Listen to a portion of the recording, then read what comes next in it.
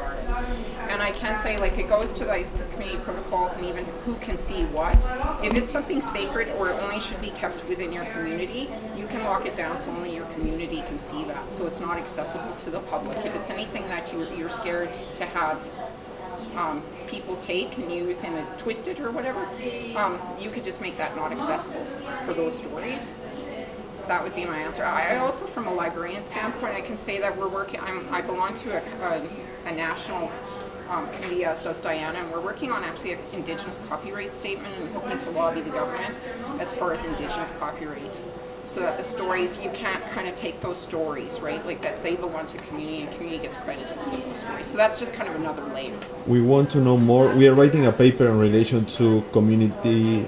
So one of our colleagues, Eric, is writing a paper in relation to how copyright and traditional laws, because copyright is a Western technology and the traditional laws are not related to how copyright works. But these two worlds they live together, they are overlaid, so we need to find ways of common ground. Yeah, so I would really like to dig into that. Sure, if you want to give me your contact, I can send you our copyright statement that we've created through this Indigenous Matters Committee. Awesome, thank you. If I could add to that, so before I worked at ASRC, I was the museum curator for the Inupiat Heritage Center, which is under our local government for the northern region of Alaska. And we had this same thing where we were worried about the intellectual property rights of the Inupiat people as far as our collections go, because depending on who you work for, what sort of entity it is, for example, I worked for the borough, the local government, so technically everything that we hold is in trust of the public, and if the public wants to request certain things, they have access to that. But we were worried about certain sensitive information, like, for instance, our land and our maps, because we don't want people getting that information and traveling to certain camps and exploiting that.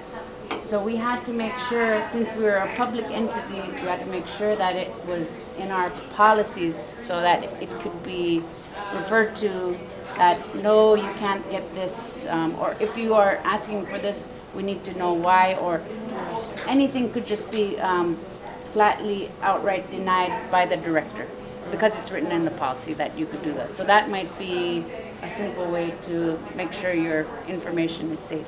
So it's something you wrote down with detail, Yep, in referring detail. to certain documents. Yeah, I mean, as long as if you work for like a government entity, or even I suppose like for like non-profit or whatever, I feel like as long as it's in your policies, it's something that you can refer to, and it provides that transparency that allows you to not run into any like lawsuits or whatever, right?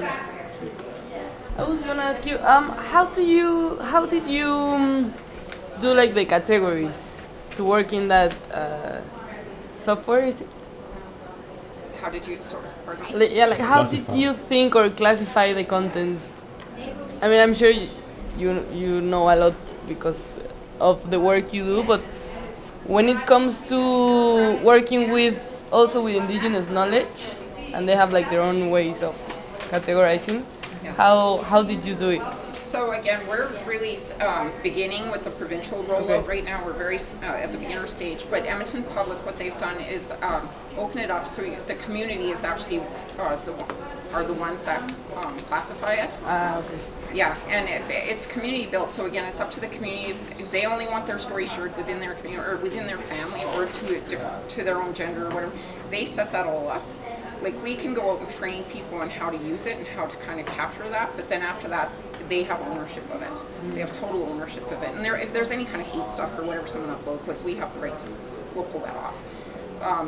But they take it in their own words and their own language, like it's owned by them, basically, the way that Edmonton Public has set up Voices of Miskwachi. Roy, did you have any comment? Yeah, what we have is, we're still in the early stages of implementing this as well. So initially, this stuff is governed by the community. As you said, the community always kind of safeguarded this. But since it's going to a digital realm, and this is being provided by the Cherokee government for the people, we are putting together we're calling it the culture committee that's composed of select people from the ceremonial grounds, some Cherokee scholars, some people that speak the Cherokee language, and because we have a split too between the traditionalists and the Christians as well in our community, so we're including both of them in it as well. So this committee of people will be the ones that decide most of these protocols. Okay.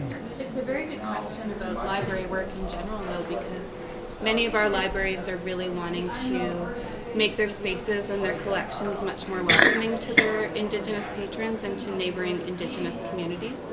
And it's something that needs to be worked through as part of reconciliation, because so many library categories are very Western, and there's work going on at Library and Archives Canada right now to change some of the headings say North American Indians still, right? Like that's incredibly unwelcoming to be charitable.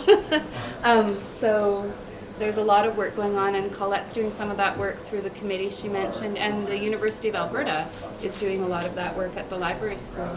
So yeah, we've been and working Faculty of Native Studies. Yeah. So like even just the catalog, the traditional Western catalog of libraries, the LC, the Library of Congress subject heading is Indians of North America, which is ridiculous because it encompasses hundreds and hundreds of nations. Like to lump everyone in one subject heading, which in Canada is not even politically correct to say anymore. So we're doing community consultations. I'm not really, actually, it's U of A. I'm just kind of dumped on their coattails. But like for instance, this area would be Cree, right? Cree, and then that's even the anglicized word. They would say Nehio is the Cree word for Cree, Nehio. And then they were talking about like incorporating that as the subject heading. So you'd search Cree or you'd search Nehio, and you could have the syllabics, and you could have even a photo or maybe even an audio component. So, but it's really in the ground stages right now. But it's really a hope that we'll build it up with community consultation about what people want to call themselves, so that when they search, it's not super offensive to do a search, right? That is also, Kind of and that's another part of the knowledge that you have on libraries, so it's a little bit more. Yeah. But it's been a very interesting discussion. Putting technology in their categories, and in their ways of classifying knowledge. Yeah. I can get you. Thank you for that. And I was going to ask you a question about IFLA later, but maybe we could have Alan speak. I know he needs a little slide. Yeah. So Alan's going to hold your questions on library because we want to make sure we get those in our necesitamos hands. conectar.